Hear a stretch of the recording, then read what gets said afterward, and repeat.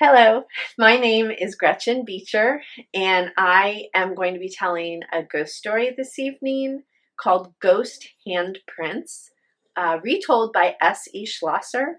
This is intended for a teen audience. The origins of this story are from San Antonio, Texas, and the initial incident that occurred was circa 1930s, 1940s.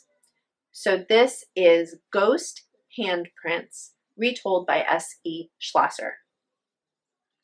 It's late one night, early in May, and a husband and a wife are coming back in their car from a party, and they're talking about the party and how much fun they've just had, and it's a beautiful full moon in the sky, and they've had such a nice time, and they're just approaching the train tracks that intersect with Villamain Road, where Villamain Road becomes Shane Road, right near the San Juan Mission.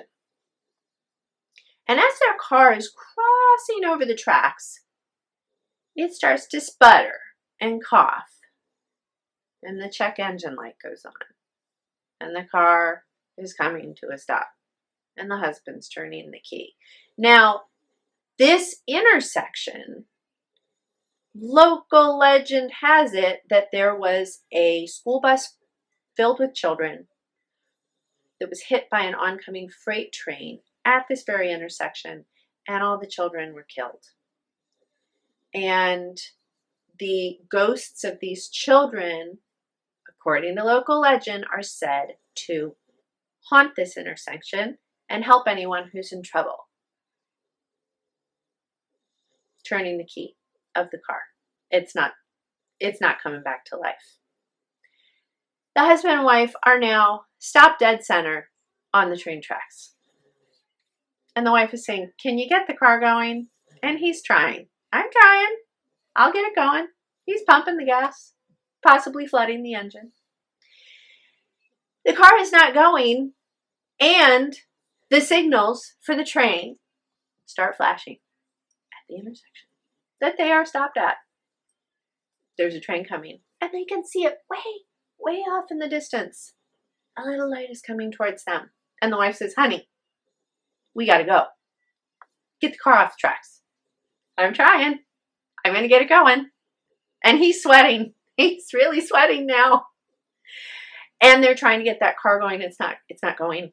And the whistle starts to blow on the engine, because now the engineer has most likely seen them, but they're coming at such a fast rate of speed. He's going to slow down, but can he stop in time? They're not sure. Doesn't look like it. He's trying the car, and he's like, "We got to get out." So he's now pulling his own door handle open, and she is stuck in her seatbelt because, of course, they've been having trouble with the seatbelt on the passenger side of the car.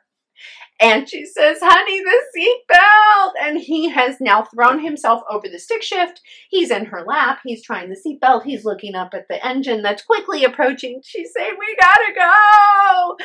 And boom, they lurch.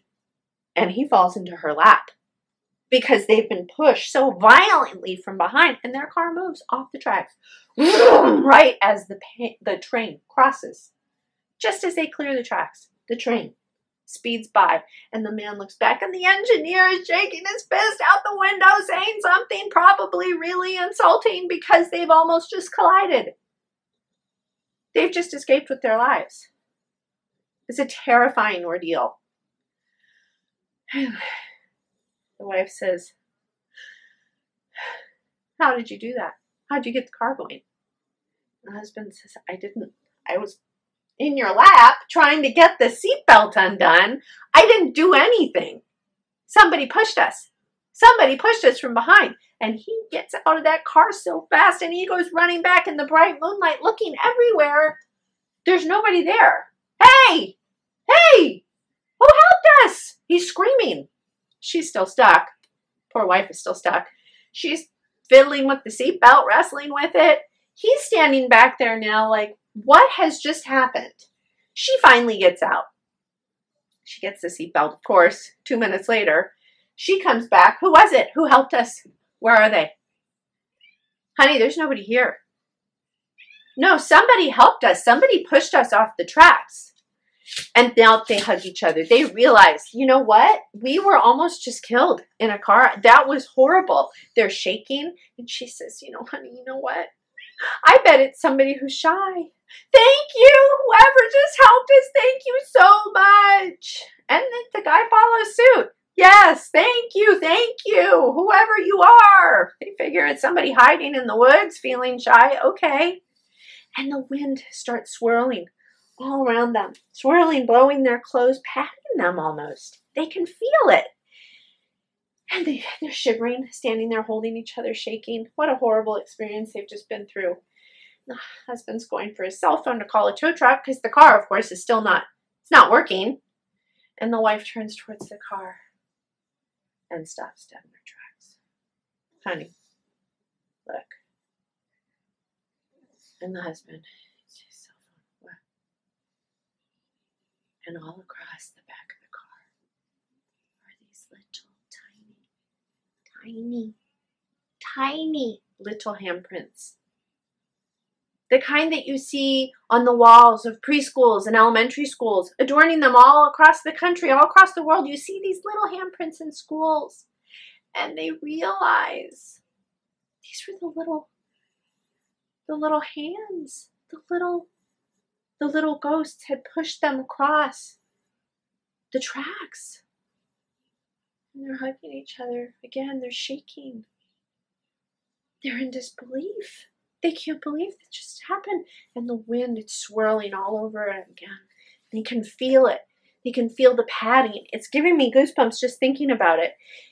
And they can hear whispering in the wind. You're welcome. You're welcome. And it stops. And the handprints, they fade away. My husband pulls out his cell phone and calls the tow truck. The end.